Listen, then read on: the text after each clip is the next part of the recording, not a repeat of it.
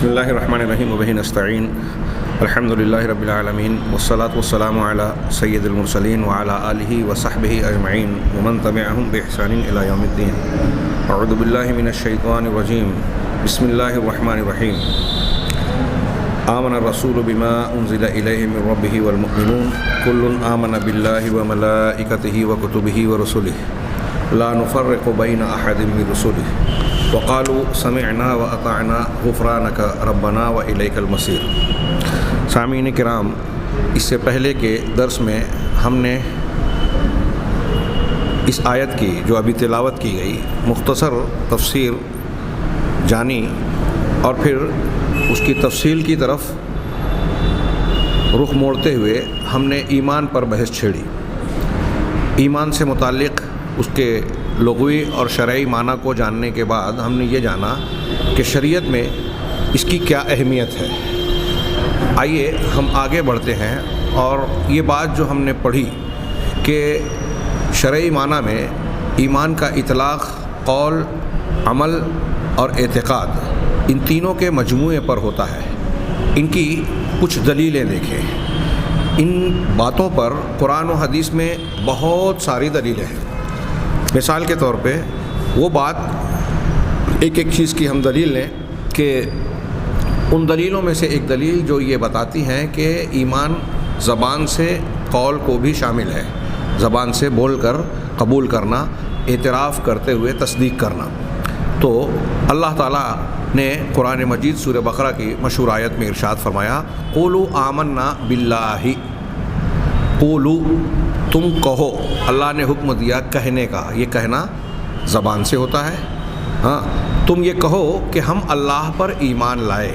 گویا اللہ تبارک و تعالیٰ نے اس آیت کے اندر حکم دیا کہ آپ کا ایمان لانا آپ کے قول سے، آپ کی زبان سے ہونا چاہیے۔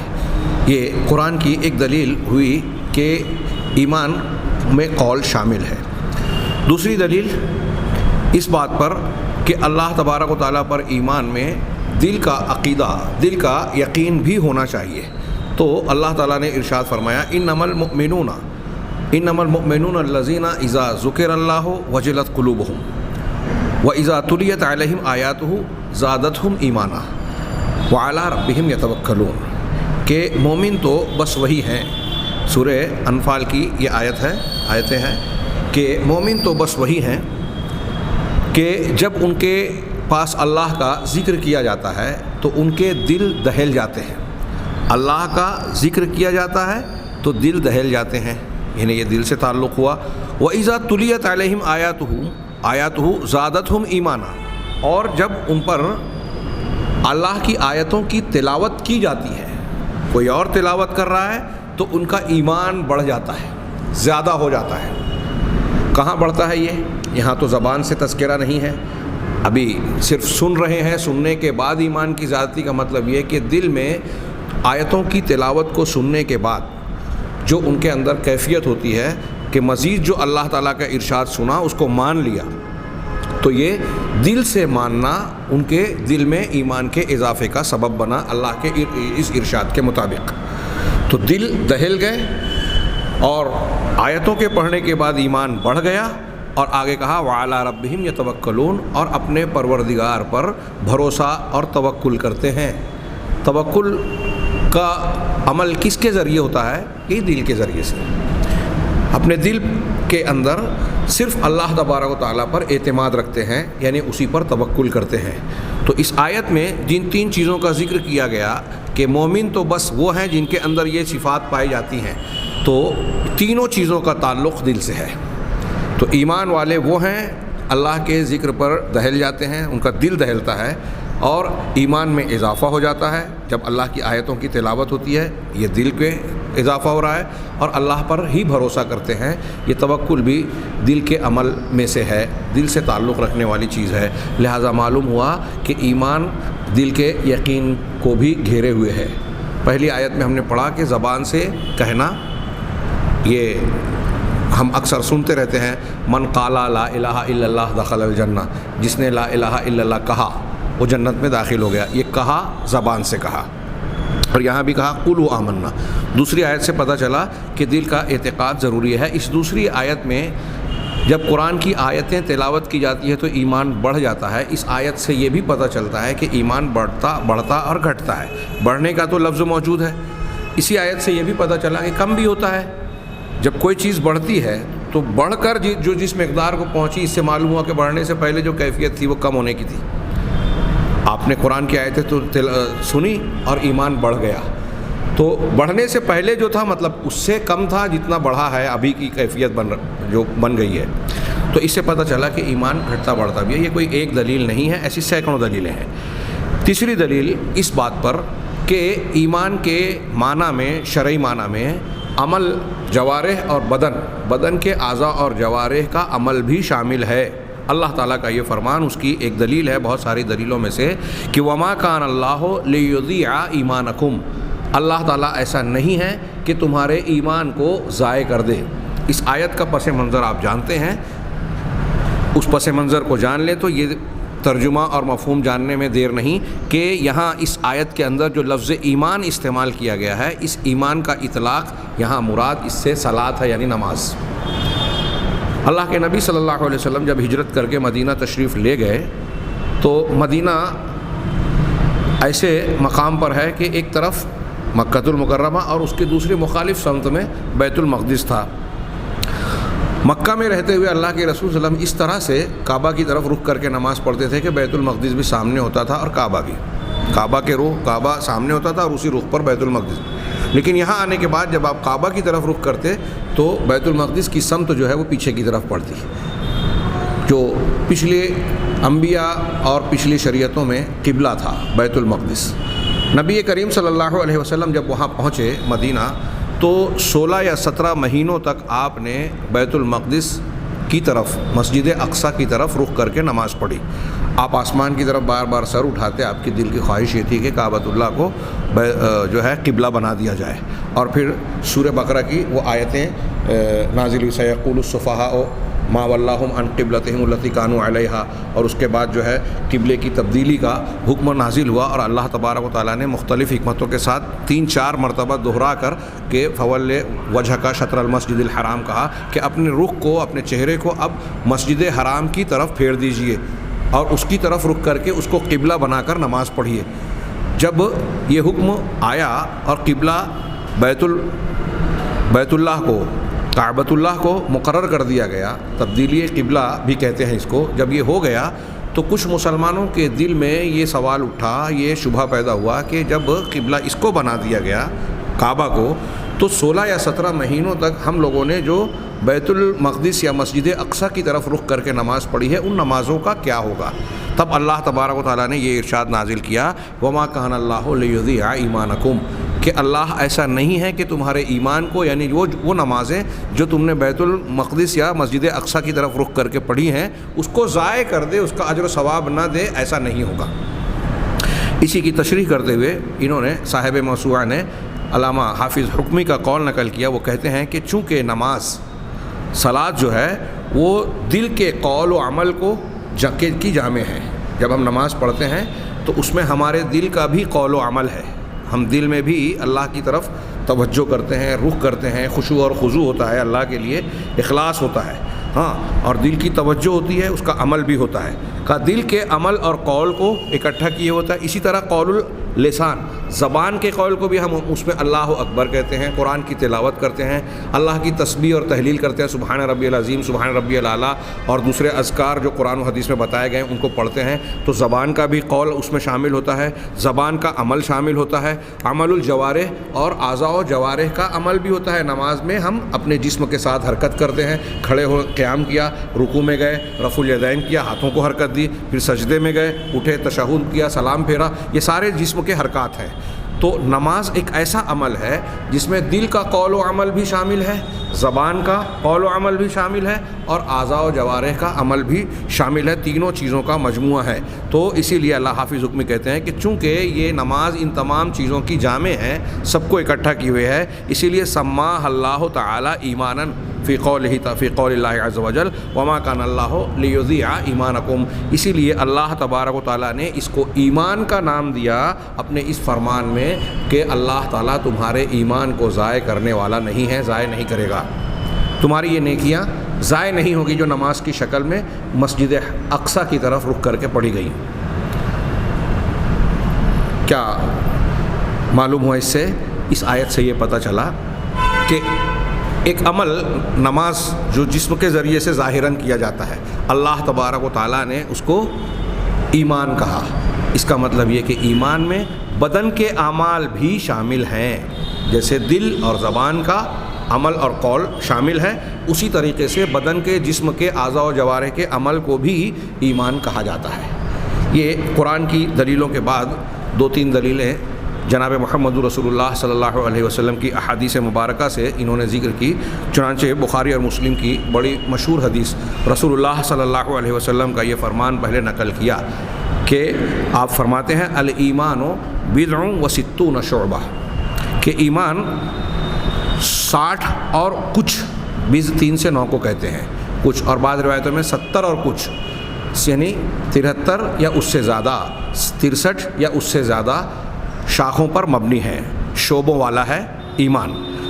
افضلها قول لا الہ الا اللہ، ان شاخوں میں، شعبوں میں سب سے زیادہ افضل شاخ، بنیادی شاخ اور جڑ اور اصل کی حیثیت رکھنے والی چیز ہے لا الہ الا اللہ کا کہنا، قول زبان سے۔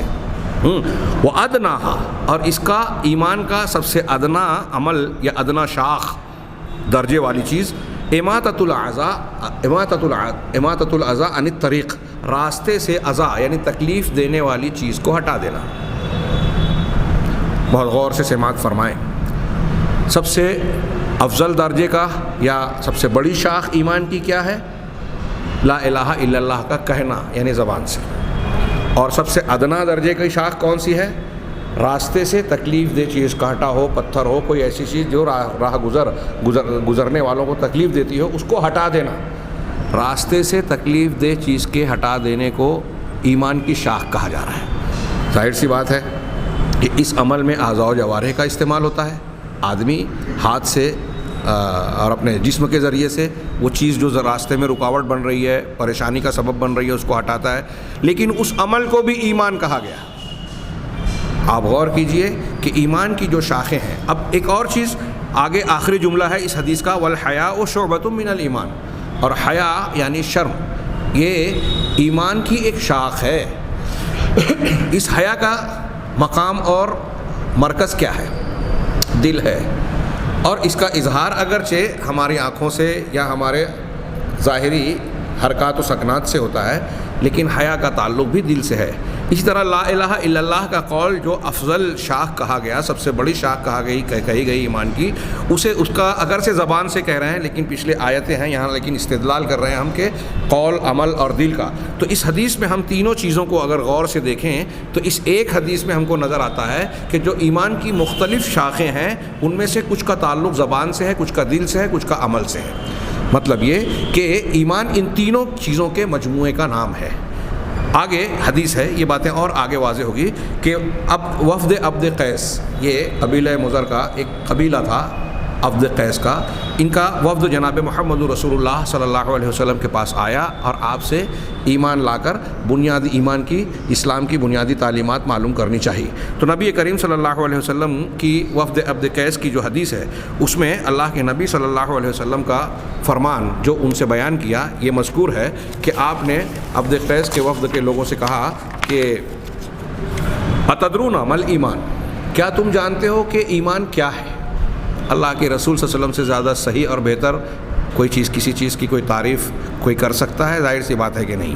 اب نبی کریم صلی اللہ علیہ وسلم کے اس فرمان سے کہ آپ خود سوال کر رہے ہیں اور پھر اس کا جواب دے رہے ہیں۔ تعلیم و تعلم میں اہل علم کہتے ہیں آج کل جو تدریس کا، تعلیم کا میتھڈ پڑھایا جاتا ہے اس میں یہ بتایا جاتا ہے کہ سیدھے سیدھے آدمی تقریر کر دے ہوئے، بیان کر دے ہوئے، استاد جو ہے صرف ایکسپلیشن کر دے ہوئے، اس سے زیادہ اثر انداز ہونے والی چیز یہ ہے کہ پہلے طلبہ سے، شاگردوں سے سوال کرے، سوال کرنے کے بعد جواب دے، کیونکہ سوال کرنے سے اس کا ذہن و دماغ اور توجہ اس کی طرف مبذول ہو جاتی ہے، وہ خود اس کا ذہن جواب کی تلاش میں جب غور و فکر کرتا ہے تو اسے صحیح جواب کے جاننے کی ایک خواہش اور طلب پیدا ہو جاتی ہے۔ جستجو کے ساتھ اپنی محنت کے بعد اب جب اس کے اندر یہ طلب پیدا ہو گئی کہ اس سوال کا صحیح جواب کیا ہے، اور جب جواب ملے گا تو یہ ذہن میں زیادہ مضبوطی سے بس جاتا ہے، رچ جاتا ہے۔ چنانچہ تعلیم کا یہ زیادہ مؤثر طریقہ ہمیں معلوم ہوتا ہے، اور نبی کریم صلی اللہ علیہ وسلم نے 1400 سال پہلے تعلیم کا یہ طریقہ بتایا۔ صحابہ سے پوچھتے ہیں پہلے، پھر اس کے بعد جواب دیتے ہیں۔ چنانچہ عبد قیس سے بھی آپ نے سوال کیا، اتدرون عمل ایمان باللہ وحدہ، کہ اللہ اکیلے پر ایمان لانا کیا ہے، کیا تم جانتے ہو؟ تو انہوں نے جواب دیا، اللہ و رسولہ اعلم۔ یہ ادب و احترام کا بھی تقاضا تھا اور سیکھنے کا انداز بھی ہے صحابہ کرام کا، کہ اللہ اور اس کے رسول زیادہ بہتر جانتے ہیں۔ چنانچہ آپ نے اب جواب دیا کہ اللہ وحدہ پر ایمان لانا کیا ہے۔ ہماری آیت میں بھی سب سے پہلے ایمان باللہ ہے، انشاءاللہ ہم اس کی تفصیل آگے پڑھیں گے، ابھی صرف ایمان کا معنی پڑھ رہے ہیں کہ شہادت اللہ الہ الا اللہ، اس بات کی گواہی دینا کہ اللہ کے علاوہ کوئی بھی عبادت کے لائق نہیں ہے۔ شہادت، گواہی، گواہی کسے کہتے ہیں؟ ہم نے پچھلے دروس میں شروط ایمان وغیرہ میں اس کو تھوڑا سا تفصیل سے پڑھا ہے، پھر بھی یہاں ایک جملے میں یہ بیان کروں کہ گواہی زبان سے اس کا اظہار ہوتا ہے اور دل میں اس کا یقین ہوتا ہے۔ جس بات کو آپ سچا سمجھ رہے ہیں دل سے، زبان سے آپ اس کی تصدیق کر رہے ہیں کہ ہاں یہ بات سچی ہے، اسی کو گواہی بولا جاتا ہے۔ مطلب صرف شہادت کے لفظ میں دل کا یقین، اعتقاد، اور زبان کا اعتراف اور بیان یا تصدیق، یہ دونوں چیزیں آ گئی۔ تو کسی چیز کو تصدیق کرتے ہوئے اقرار کرنا، یہی ایمان کی تعریف ہم نے ایک شیخ ابن عثیمین کے قول میں پڑھی بھی تھی۔ تو اللہ کے سوا کوئی معبود برحق نہیں ہے، اس کی گواہی دینا، اور یہ کہ محمد صلی اللہ علیہ وسلم اللہ کے رسول ہیں۔ وإقام الصلاۃ، نماز کا قائم کرنا۔ اب آپ دیکھیے کہ یہاں ایمان کی تشریح ہو رہی ہے، ہاں کہیں کہیں اسلام اور ایمان کا فرق کیا گیا ہے، ہم جب وہ فرق پڑھیں گے تو وہاں وضاحت ہوگی۔ یہاں شہادتین کو پہلے ذکر کیا، اس کے فوراً بعد اللہ کے رسول صلی اللہ علیہ وسلم ایمان کا، اللہ پر، اللہ اکیلے پر ایمان لانے کے معنی کو بتا رہے ہیں کہ نماز قائم کرنا، وإیتاء الزکوٰۃ، اور زکوٰۃ ادا کرنا۔ زکوٰۃ دینا بھی ایمان ہے۔ اب بتائیے، یہ مالی عبادت ہے، نماز یہ جسمانی عبادت ہے جس میں ظاہر، باطن اور قول و قلب اور اعضاء و جوارح تینوں چیزیں شامل ہوتی ہیں اس عبادت میں۔ تو نماز بھی ایمان میں ہے، زکوٰۃ ادا کرنا یہ بھی ایمان کا حصہ۔ کون کا بیان کر رہا ہے؟ جناب محمد رسول اللہ صلی اللہ علیہ وسلم۔ وصیام و رمضان، اور رمضان کا کہ سیام یعنی روزے، رمضان کے روزے رکھنا یہ بھی ایمان میں شامل ہے۔ یہ بھی جسم کے ذریعے سے عبادت ہوتی ہے، اس میں دل کی کا اخلاص، خشوع خضوع، ہاں، اور دوسرے پہلو شامل ہیں، لیکن جسم و اعضاء و جوارح کا عمل بھی یہ واضح طور سے نظر آتا ہے۔ وَأَن تُعْطُوا مِنَ الْمَغْنَمِ الْخُمُسَ، اور ایمان میں سے اللہ کے نبی صلی اللہ علیہ وسلم نے ایک چیز بیان کی کہ تم مال غنیمت میں سے 5واں حصہ دو۔ خمس کہتے ہیں اس کو۔ جب دشمن سے مقابلہ ہو اور ان سے جو مال حاصل ہوتا ہے تو اس ٹوٹل حاصل کیے ہوئے معاملے، کل مال میں سے 5واں حصہ اللہ تبارک و تعالیٰ اور رسول کا حق ہوتا ہے، اللہ کا حق ہوتا ہے۔ تو اس کو کہا کہ مال غنیمت کا خمس ادا کرو۔ مال غنیمت حاصل کیے ہوئے، دشمن سے حاصل کیے ہوئے مال کو اللہ کا کے حق کے طور پہ اس میں سے خمس نکالنا، اس کو جناب محمد رسول اللہ صلی اللہ علیہ وسلم ایمان میں شامل کر رہے ہیں۔ کتنی واضح دلیل ہے یہ اس بات کی کہ اعمال جو دین اور شریعت میں بتائے گئے ہیں، اطاعت کے کام، وہ سارے ایمان کے معنی میں شامل ہیں۔ اب یہ 2-3 دلیلیں انہوں نے بیان کی۔ آپ امام بخاری کی صحیح بخاری میں کتاب الایمان پڑھیے، صحیح مسلم میں کتاب الایمان پڑھیے، اس میں بہت ساری حدیثیں انہوں نے اکٹھا کی، کچھ قرآن کی آیات سے بھی مختلف مقامات پر استدلال کیا، جس میں یہ حقائق آپ کو قرآن اور حدیث کی دلیلوں کی مختلف شکلوں میں نظر آئے گی۔ بہت ساری دلیلیں بتاتی ہیں کہ ایمان قول، عمل، اعتقاد، ان تینوں کا مجموعہ ہے، اور اطاعت اور نیکی کے کام سے بڑھتا ہے، اور گناہ کے کام کے ارتکاب سے ایمان کم ہوتا ہے، اس میں گھاٹا، نقصان ہوتا ہے۔ یہ آپ امام بخاری اور مسلم کی صحیحین دیکھیں، اور اس پر باقاعدہ دوسرے اہل علم نے کتابیں لکھی ہیں۔ یہ اہل سنت والجماعت کے ہاں متفقہ مسئلہ ہے، سوائے احناف کے۔ اس میں بعض لوگ کچھ اختلاف کرتے ہیں، بلکہ احناف میں بھی جب ہم احناف کہتے ہیں تو امام حنیفہ رحمہ اللہ کی طرف ایک قول تو منسوب ہے، اور اس پر لوگوں نے بڑی رد و قضا کی ہے، لوگوں نے دفاع کی بھی کوشش کی ہے۔ علامہ ابن ابی العز جیسے لوگوں نے شرح العقیدۃ الطحاویہ میں یہ کہنے کی کوشش کی ہے کہ امام حنیفہ رحمہ اللہ کا یا حنفی کا احناف کا یہ اختلاف اہل سنت یا محدثین سے جو ہے وہ لفظی ہے، لیکن ان کی یہ بات دلیل کے اعتبار سے، نتیجے کے اعتبار سے صحیح نہیں ہے۔ محققین علماء کرام نے ان کا کئی نکات میں جواب دیا۔ سب سے پہلی بات تو یہ کہ قرآن و حدیث کی بالکل صریح، واضح، صاف دلیلیں کہتی ہے کہ ایمان گھٹتا اور بڑھتا ہے۔ ہاں، پھر اس کو ماننے اور نہ ماننے کا نتیجہ کیا نکلتا ہے؟ اگر آپ یہ مان لیں کہ ایمان گھٹتا بڑھتا نہیں ہے یا ایمان میں عمل شامل نہیں ہے، تو اس کا مطلب یہ کہ آپ نے ایک بات مان لی، اللہ پر، فرشتوں پر، آخرت کو آپ نے تسلیم کر لیا، دل سے، زبان سے اعتراف کر لیا۔ اب آپ اور ابو بکر صدیق رضی اللہ تعالیٰ عنہ، عمر فاروق رضی اللہ تعالیٰ عنہ اور دوسرے صحابہ، تابعین، انبیاء، صالحین، یہاں تک کہ فرشتے، جبرائیل علیہ السلام، سب اس تصدیق میں آپ اور وہ ایک جیسے ہو گئے، کوئی کمی بیشی نہیں ہوئی، تو گویا ایمان میں سب کا درجہ ایک جیسا مانا جائے گا۔ ظاہر سی بات ہے کہ یہ صحیح نہیں ہے۔ ایمان کے درجات کا اس سے بڑھ کر دلیل کیا ہو سکتی ہے جو اہل سنت والجماعت کے سارے لوگ مانتے ہیں کہ جہنم سے ایسے لوگوں کو جہنم میں ڈالے جانے کے بعد نکالا جائے گا، ہاں، جن کے دل میں رائی کے دانے کے برابر بھی ایمان ہے۔ یہ حدیثوں میں موجود ہے۔ اس سے بھی کم، اس سے بھی کم، اس سے بھی کم 4 مرتبہ نکالا جائے گا جہنم سے۔ کیا مطلب ہوا اس کا؟ کہ کچھ لوگ ایسے ہیں جن کا ایمان رائی کے دانے کے برابر ہوگا۔ ہاں، ظاہر سی بات ہے یہ ایمان ان لوگوں کے ایمان کے مقابلے میں بہت کم ہے جن کا ایمان پہاڑ کے برابر یا اس سے زیادہ ہوگا، جو بغیر حساب کتاب کے جنت میں جائیں گے، یا جو حساب و کتاب کے بعد جنت میں ان سے بہت پہلے جائیں گے، اور یہ پہلے جہنم میں جائیں گے، جہنم سے نکال کر جنت میں جائیں گے۔ تو ظاہر سی بات ہے کہ ان کا ایمان اور پہلے جنت میں جانے والے دونوں لوگوں کا ایمان کیا ایک جیسا مانا جائے گا؟ ایسی بے شمار دلیلیں ہیں۔ آئیے ان دلیلوں کے بعد اہل علم کے اقوال پر نگاہ ڈالیں۔ اہل علم یعنی سلف میں سے جب سلف کا ہم قول نقل کرتے ہیں تو یہ اس کا مطلب نہیں ہوتا کہ ہم ان کی بات کو دین مان رہے ہیں، یہ اس میں اجماع یا ان کی تائید کا عنصر داخل ہوتا ہے، جس سے یہ معلوم ہوتا ہے کہ قرآن و حدیث کی جو بات ہم بیان کرنا چاہ رہے ہیں وہ اسلاف کے عقیدے کے معارض مخالف نہیں ہے۔ اور خاص طور سے اہل سلف کی جب بات کہی جاتی ہے، صحابہ کے بعد تابعین اور تبع تابعین، ان کی باتوں کو اس لیے بطور دلیل یا حجت پیش کیا جاتا ہے، خاص طور سے وہ باتیں جس میں ان کا اتفاق ہو، اس لیے کہ قرآن اور حدیث نے ان کے منہج کی تعریف کی ہے، ان کو معیار بتایا ہے۔ اللہ کے نبی صلی اللہ علیہ وسلم نے نجات پانے والے گروہ کا وصف بتایا ہے کہ اس کا مسلک، منہج، عقیدہ وہ ہوگا جس پر میں ہوں اور میرے صحابہ ہیں۔ تو اپنے ساتھ ساتھ آپ نے صحابہ کو بھی بتایا۔ اسی طریقے سے آپ کی وہ بہت مشہور حدیث ہے کہ سب سے بہتر بہتر زمانے کے لوگ میرے زمانے کے، خیر الناس قرنی ثم الذین یلونہم ثم الذین یلونہم، پھر اس کے بعد والے، پھر اس کے بعد والے۔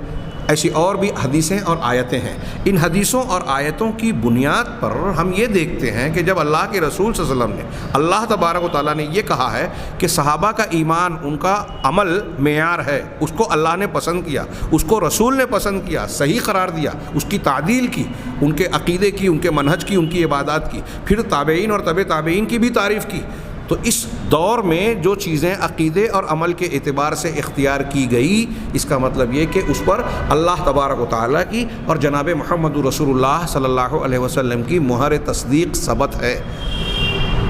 ان کی جانب سے تصدیق کی گئی ہے کہ ان کا عقیدہ، ان کا عمل، ان کا دین صحیح دین ہے۔ ہاں، جن چیزوں میں اختلاف ہوگا اس کا اپنا اصول ہے کہ ان اختلافات میں ہم صحیح بات کیسے قبول کریں، کس چیز کو قبول کریں، اس کا کیا ضابطہ اور طریقہ ہے۔ یہ جو لوگ کہتے ہیں کہ اس میں بھی اختلاف تھا، ان کے کچھ اختلافات کو بنیاد بنا کر ہمارے یہاں جو عقیدے کے اختلافات اختیار کر لیے گئے ہیں، بدعت و خرافات بنا لی گئی ہے، یہ وہاں فٹ کرتے ہیں کہ صحابہ میں بھی اختلاف تھا اور ہمارے درمیان بھی اختلاف ہے۔ یہ غلط فہمی ہے، اس کو اچھی طریقے سے سمجھ لیں۔ کچھ لوگ کہتے ہیں کہ صحابہ میں بھی اختلاف تھا، کیا صحابہ کرام میں ویسا اختلاف تھا جیسا آج ہے؟ ویسا اختلاف اگر ہمارا اور آپ کا ہو تو کوئی بات نہیں، لیکن ہمارے درمیان، آج کے مسلمانوں کے درمیان صحابہ کی طرح اختلاف نہیں ہے۔ دل و دماغ میں باندھ لے، در و دیوار پر لکھ لے یہ بات کہ ان کی طرح ہمارا اختلاف نہیں ہے، ان کے منہج اور عقیدے کی طرح آج تمام مسلک اور فرقے کے لوگوں کا عقیدہ اور منہج نہیں ہے۔ صحابہ کرام کے طریقے پر وہ گروہ نہیں ہے جن کے بارے میں اللہ کے رسول نے کہا کہ سب جہنم میں جائیں گے سوائے ایک کے۔ اگر صحابہ کے طریقے پہ سب ہوں گے تو سبھی جنت والے ہو جائیں گے۔ تو ہم کو یہ دیکھنا چاہیے کہ صحابہ کرام کا عقیدہ کیا تھا، وہ کیا مانتے تھے، قرآن و حدیث کو کس طرح سے قبول کرتے تھے. بہت اچھی طریقے سے یہ چیز سمجھے. صحابہ کرام میں جو اختلاف تھا استنباط کا یا بعض فروعات کا، عقیدے اور منہج کا بنیادی اختلافات نہیں تھے. وہاں کسی صحابی کا آپ کو یہ مسلک نہیں ملے گا کہ قرآن حدیث سے کوئی چیز ثابت ہو جانے کے بعد وہ کسی عذر و بہانے، کسی کے قول، کسی خیال کی بنیاد پر وہ حدیث کو رد کر دے جیسے ہمارے یہاں ہوتا ہے. وہاں آپ کو فرقے نہیں ملیں گے، وہاں فرقوں کی مسجدیں الگ نہیں ملے گی، وہاں یہ فتوے نہیں ملے گی کہ فلاں لوگوں سے شادی نہیں کی جا سکتی، ان کے ساتھ ریت بھات نہیں رکھی جا سکتی. اس قسم کا اختلاف جو آج ہمارے یہاں ہے ویسا اختلاف وہاں نہیں تھا. عقیدے کا اختلاف نہیں تھا، منہج کا اختلاف نہیں تھا. آئیے ایمان کے بارے میں سلف کے کچھ اقوال پر نگاہ ڈالیں. میں موسوعہ کے مضمون کو سامنے رکھ رہا ہوں. میرے سامنے اور بھی کئی کتابیں تھیں لیکن مجھے محسوس ہوا کہ اس میں اہل علم کی ایک جماعت نے اس کو ترتیب دیا ہے اور مختلف اقوال سے منتخب کیا ہے، تو ان کی محنت کی بنیاد پر میں اسے نقل کر رہا ہوں. اس میں کوئی عیب اور آر کی بات نہیں ہے. جہاں ضرورت پڑتی ہے کچھ دوسرے اقوال کو بھی میں ساتھ میں شامل کر کے بیان کرنے کی کوشش کرتا ہوں. چنانچہ اہل علم کے اقوال میں سے انہوں نے سب سے پہلے حضرت امام شافعی رحمہ اللہ کا قول نقل کیا. قال الشافعی رحمہ اللہ وکان الاجماع من الصحابۃ والتابعین من بعدهم ممن ادرکناهم ان الایمان قول وعمل ونیہ لا یجزئ واحد من الثلاثہ الا بالآخر. کیا جامع بات حضرت امام شافعی رحمہ اللہ کی یہ انہوں نے نقل کی، جو کہ امام لالکائی کے حوالے سے ہے، جو انہوں نے شرح اصول اعتقاد اہل السنہ والجماعہ اپنی کتاب میں امام شافعی سے یہ قول نقل کیا. وہ کہتے ہیں کہ صحابہ اور تابعین اور ان کے بعد کے وہ لوگ جن کو ہم نے پایا، امام شافعی تابعین کے دور کے تھے، تو صحابہ، تابعین اور ان کے بعد کے جن لوگوں کو ہم نے پایا ان سب کا اس پر اجماع تھا.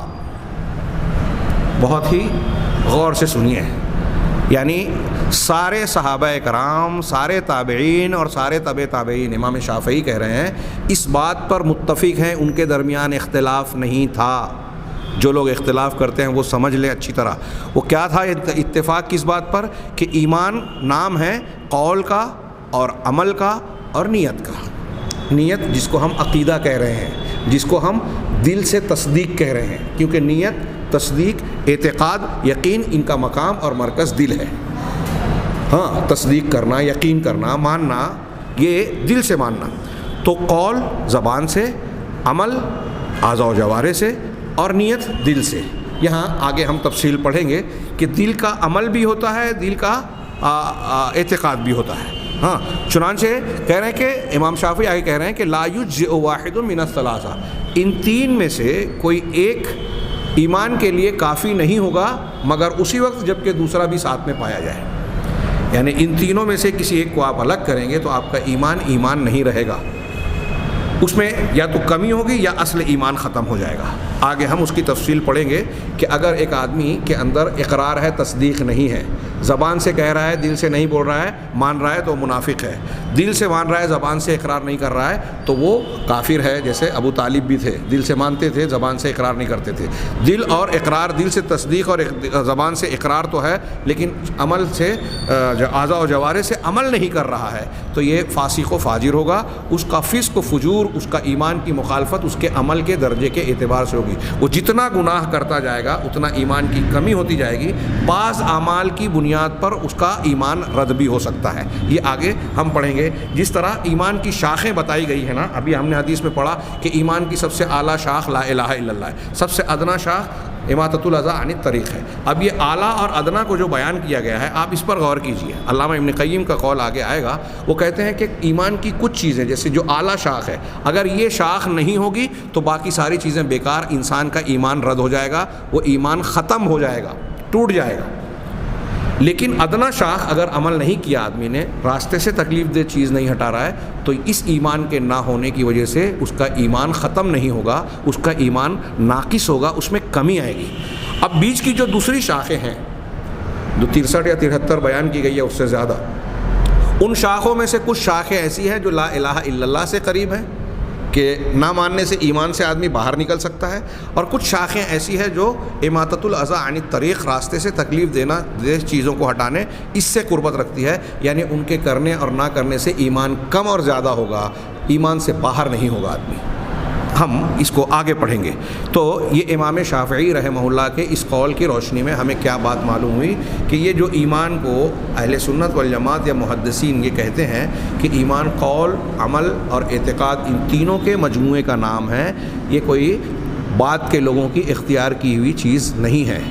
ہمارے ہندوستان کے وہ بھائی جو حنفی مسلک کی طرف نسبت کرتے ہیں وہ اس کو اچھی طرح سمجھ لیں، کیونکہ ان کے مسلک کے حوالے سے یہ بات نقل کی جاتی ہے کہ ایمان میں عمل شامل نہیں ہے، وہ گھٹتا بڑھتا نہیں ہے، وہ مرکب نہیں ہے، بسیط ہے۔ اصطلاح میں کہا جاتا ہے مرکب کئی چیزوں سے مل کر ترکیب پانے والا، بسیط بس ایک چیز مان لی گئی وہ ہمیشہ اتنی ہی رہے گی۔ تو ان کا یہ کہنا اگر وہ ایسا مانتے ہیں تو اپنے اس عقیدے کو درست کر لیں۔ امام شافعی رحمہ اللہ کے اس قول کا اور پھر دوسرے تصدیق کتابیں بھری پڑی ہیں اس بات کی تصدیق کی اور دلائل سے بھرپور ہیں کہ تمام صحابہ، تمام تابعین یہی مانتے تھے کہ ایمان ان تین چیزوں کا مجموعہ۔ اس کا مطلب یہ کہ اگر آپ ایسا نہیں مانتے تو آپ صحابہ کے مسلک پر نہیں ہیں، تابعین کے مسلک پر نہیں ہیں۔ صحابہ اور تابعین کا جو مسلک تھا وہ قرآن و حدیث کو ماننے والا تھا۔ اس کا مطلب یہ کہ آپ قرآن و حدیث کی دلیلوں کو نہیں مان رہے ہیں اگر آپ نے یہ اختیار نہیں کیا جو صحابہ اور تابعین کا متفقہ تھا۔ اب اگر صحابہ صحیح تھے تو آپ صحیح نہیں ہوں گے یہ نہیں مان کر، اور اگر آپ اپنے عقیدے کو، اپنے اس فکر کو صحیح مان رہے ہیں تو آپ یہ کہہ رہے ہیں کہ صحابہ اور تابعین کا ایمان یا عقیدہ درست نہیں تھا، اس میں کمی یا غلطی تھی، اور وہ غلطی تھی، اس کے باوجود اللہ اور رسول کہہ رہے ہیں کہ ان کے طریقے کو اختیار کرنے والا نجات پائے گا۔ کیا ایسا ہو سکتا ہے؟ کتنی سیدھی سمپل بات ہے۔ اب کسی کی سمجھ میں نہ آئے تو یہی کہا جائے گا کہ وہ توفیق الہی سے محروم ہے، اتنا بدقسمت ہے۔ چنانچہ دوسرا قول دیکھیے، حضرت امام بخاری رحمہ اللہ وہ کہتے ہیں لقیت اکثر من 1000 رجل من العلماء بالامصار فما رأيت احدا منهم يختلف في ان الايمان قول وعمل ويزيد وينقص۔ کیا جامع بات کہی۔ یہ سلف کے یہ 2-3 جملے، 2-3 لائن کی باتیں ہمارے یہاں کے کئی صفحات پر مشتمل کی جا سکتی ہے۔ وہ کہتے ہیں کہ میں نے شہروں کے 1000 شہروں کے علماء میں سے 1000 سے زیادہ لوگوں سے ملاقات کی۔ علماء امصار، مصر کی جمع امصار، جو مشہور شہر جو عام طور سے علم و فکر کا گہوارہ یا مرکز ہوا کرتے تھے، جہاں اہل علم کا جمگٹا ہوتا، لوگ پڑھنے پڑھانے کا ایک ماحول ہوتا تھا اور لوگ اکٹھا ہوتے تھے اہل علم، تو عام طور سے کہتے تھے کہ علماء امصار، شہروں کے علماء، ایسے شہروں کی طرف نسبت کر۔ تو امام بخاری نے مختلف شہروں کا دورہ کیا، حدیثوں کی تدوین اور اس کے جمع کرنے کے سلسلے میں وہ مختلف شہروں میں آتے جاتے تھے۔ وہ کہہ رہے ہیں کہ مختلف شہروں کے علماء میں سے میں نے 1000 سے زیادہ، اکثر من 1000 رجل، 1000 سے زیادہ لوگوں سے ملاقات کی۔ فما رأیت احد منہم یختلف، ان میں سے کسی ایک کو بھی، ان 1000 سے زیادہ جن سے میں نے ملاقات کی، کسی ایک کو بھی اس بات میں اختلاف کرتا ہوا میں نے نہیں پایا۔ کس بات میں؟ کہ ان الایمان قول و عمل، کہ ایمان قول اور عمل ہے، قول اور عمل ہے۔ اس قول میں آپ ابھی پڑھیں گے، قول اور عمل میں زبان سے کہنا اور دل سے بھی کہنا ہے، عمل میں ظاہری عمل اور دل کا عمل بھی شامل ہے۔ تو قول اور عمل ہے، وَيَزِيدُ وَيَنْقُصُ، یہ زیادہ بھی ہوتا ہے کم بھی ہوتا ہے۔ یہ زیادتی کمی کہاں ہوتی ہے؟ دل کے اندر ہوتی ہے۔ یہ امام بخاری رحمہ اللہ کا یہ قول بھی امام لالکائی وغیرہ نے نقل کیا ہے، اور خود ان کے اقوال آپ کو ان کی صحیح البخاری اور دوسری کتابوں میں مل جائیں گے۔ اسی طرح امام آجری، ان کی مشہور کتاب ہے عقیدے سے متعلق، وہ کہتے ہیں کہ اعلموا رحمنا اللہ تعالی و ایاکم ان الذی علیہ علماء المسلمین، کہ یہ بات اچھی طریقے سے جان جاؤ، یہ بات اچھی طریقے سے جان جاؤ۔ امام آجوری کی کتاب کا میں نے حوالہ کیا، الشریعہ، ان کی بڑی مشہور کتاب ہے، عقیدے کی کتاب کا نام انہوں نے الشریعہ رکھا۔ ہاں میرے پاس موجود ہے، یہاں آج کل متداول ہے، اہل عرب میں بہت عام ہے۔ تو امام آجوری کہتے ہیں کہ یہ بات جان جاؤ، اللہ تم پر اور ہم پر اور تم پر رحم فرمائے، یہ بات علم میں ڈال لو کہ ان الذی علیہ علماء المسلمین، کہ وہ عقیدہ اور منہج یا اعتقاد جس پر علماء مسلمین ہیں، مسلمانوں کے علماء جس بات کو مانتے رہے آئے ہیں وہ کیا ہے کہ ان الایمان واجب علی جمیع الخلق، کہ ایمان لانا تمام مخلوقات پر واجب ہے، فرض ہے۔ اب وہ ایمان کیا ہے؟ وہ ہوا، ایمان کی تشریح کر رہے ہیں، وہ ہوا تصدیق بالقلب و اقرار باللسان و عمل بالجوارح، اور یہ ایمان ہے دل کے ذریعے سے تصدیق کرنا شریعت کی باتوں کا، اللہ اور رسول کی طرف سے آئے ہوئی باتوں کا کو دل سے ماننا، اس پر یقین کرنا کہ ہاں یہ سچ ہے، اس میں کوئی شک شبہ نہ ہو، ہاں دل سے تصدیق کرنا، زبان سے اقرار کرنا، اعتراف کرنا، ہاں اور اعضاء و جوارح کے ذریعے سے اس پر عمل کرنا، اس کے تقاضوں پر۔ پھر اس کے بعد وہ کہتے ہیں ثم اعلموا انه لا تجزئ المعرفة بالقلب والتصدیق الا ان يكون معه الايمان باللسان نطقا، ہاں اور یہ بات بھی اچھی طرح اپنے علم میں ڈال لو، ذہن نشین کر لو کہ دل کی معرفت اور تصدیق کافی نہیں ہوگی مگر اس وقت جب اس کے ساتھ زبان کے ساتھ بول کر ایمان لانا اور اعتراف کرنا بھی شامل ہو۔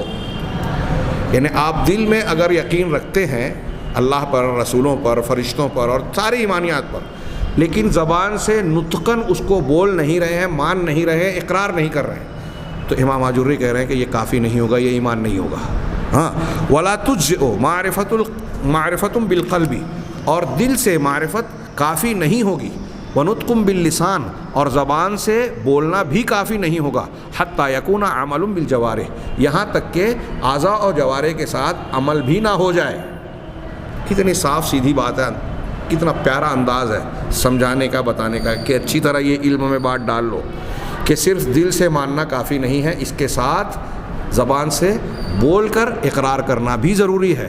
اب دل سے معرفت رکھنا، زبان سے بول کر اعتراف اور اقرار کرنا بھی کامل ایمان یا ایمان نہیں ہے جب تک کہ اس کے ساتھ اعضاء و جوارح کا عمل بھی شامل نہ ہو جائے۔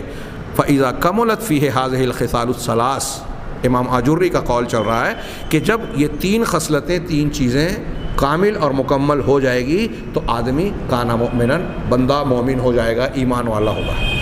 مطلب ان تین چیزوں میں سے کوئی ایک چیز بھی کم رہی تو وہ ایمان والا نہیں کہلائے گا۔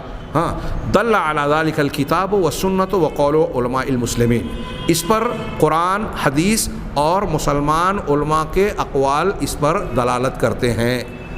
اب یہاں تھوڑا سا فرق آگے آ رہا ہے، لیکن پھر بھی میں یہاں ذکر کر دوں کہ عمل اعضاء و جوارح کے ساتھ اگر عمل نہ ہو تو اس کی کئی شکلیں ہو سکتی ہے اور الگ الگ حکم لگے گا۔ تصدیق نہ ہونے پہ آدمی منافق، اقرار نہ ہونے پہ کافر، اور عمل نہ ہونے پہ کبھی کافر ہوگا، کبھی فاسق ہوگا اور کبھی الگ درجے کا ہوگا۔ اسی طرح تیسرا قول انہوں نے علامہ ابن عبد البر رحمہ اللہ کا نقل کیا۔ علامہ ابن عبد البر کہتے ہیں کہ اجمع اہل الفقہ والحدیث علی ان الایمان قول وعمل، کہ اہل فقہ اور حدیث یعنی فقہاء اور محدثین دونوں کی باتیں کر رہے ہیں علامہ ابن عبد البر، کہ فقہاء اور محدثین، اہل فقہ اور اہل الحدیث، یہ سب کے سب اس بات پر متفق ہیں، سب کا اجماع ہے، کیا اس بات پر کہ ایمان قول اور عمل کا مجموعہ ہے۔ اور ولا عمل الا بنیت، اب آپ نے عمل کہا تو کہا کہ کوئی عمل بغیر نیت کے نہیں ہو سکتا۔ اس کا مطلب کہنا کیا چاہ رہے ہیں کہ قول اور عمل کے ساتھ نیت یعنی دل کی تصدیق بھی ہونی چاہیے۔ ہاں والایمان عندهم یزید بالطاعت وینقص بالمعصیہ والطاعت كلها عندهم ایمان۔ بڑی پیاری بات ایک ایک جملے کو اچھی طرح سے سمجھنے والا ہے۔ کہہ رہے ہیں کہ ایمان ان کے نزدیک یعنی اہل فقہ اور اہل حدیث تمام لوگوں کے نزدیک کہہ رہے ہیں کہ ایمان اطاعت کے ذریعے سے بڑھتا ہے اور معصیت یعنی گناہ کے کاموں کے وجہ سے گھٹتا ہے، اور ان کے نزدیک تمام اطاعتیں، تمام نیکیاں، تمام شریعت کے بتائے ہوئے نیک اعمال ایمان ہے۔ علامہ ابن عبد البر کہہ رہے ہیں کہ تمام فقہاء اور محدثین کا یہ ماننا ہے، جتنی نیکیاں ہیں قرآن و حدیث میں اطاعت کے کام بتائے گئے وہ سب ایمان کے معنی میں شامل ہیں۔ اس کے بعد کچھ ڈیش دے کے آگے نقل کیا درمیان میں کچھ عبارت چھوڑ کے کہ وَأَمَّا سَائِرُ الْفُقْهَاءِ مِنْ أَهْلِ الرَّائِ وَالْآثَارِ بِالْحِجَازِ وَالْعِرَاقِ وَالشَّامِ وَمِصْرِ، اور رہے فقہاء اہل رائے میں سے ہوں یا اہل الحدیث میں سے، حجاز، عراق، شام اور مصر تمام مقامات پر جن میں شامل ہیں علامہ ابن عبد البر کی اس بات کو میری تمہید کے ساتھ جوڑ کے کہ ہم صحابہ، تابعین، تبع تابعین کی باتوں کے ذریعے سے ایک تائید حاصل کرتے ہیں، دین کو سمجھنے کی کوشش کرتے ہیں.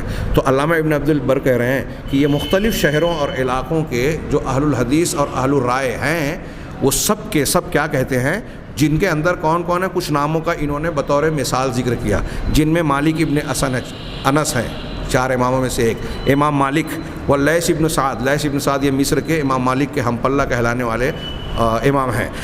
وہ سفیان الثوری والاوزاعی والشافعی و احمد بن حنبل، یہ سب نام انہوں نے بیان کیے. میں نام سب کا لے لوں کہ امام مالک ابن انس، لیث بن سعد، سفیان ثوری، امام اوزاعی جو شام کے تھے، سفیان ثوری جو ہیں وہ کوفہ کے تھے، اسی طریقے سے امام شافعی، امام احمد بن حنبل، اسحاق ابن راہویہ، ابو عبید القاسم ابن سلام اور داؤد ابن علی، ابو جعفر طبری، اور جو لوگ بھی ان کے راستوں پر چلے. یہ چند ناموں کا تذکرہ کیا اور کہا کہ یہ تمام علاقوں کے بڑے بڑے علماء، ائمہ کرام، علماء محدثین اور علماء فقہ، یہ سب کے سب ان کا کہنا ہے. فقالو، ان سب کا کہنا ہے، الایمان قول و عمل، کہ ایمان قول اور عمل کا مجموعہ ہے. قول باللسان، قول اور عمل کیسے کہ زبان کے ذریعے سے کہنا، اور یہ زبان سے کہنا کیا ہے، یہ دل کے وہو اقرار کرنا ہے، زبان سے اقرار کرنا.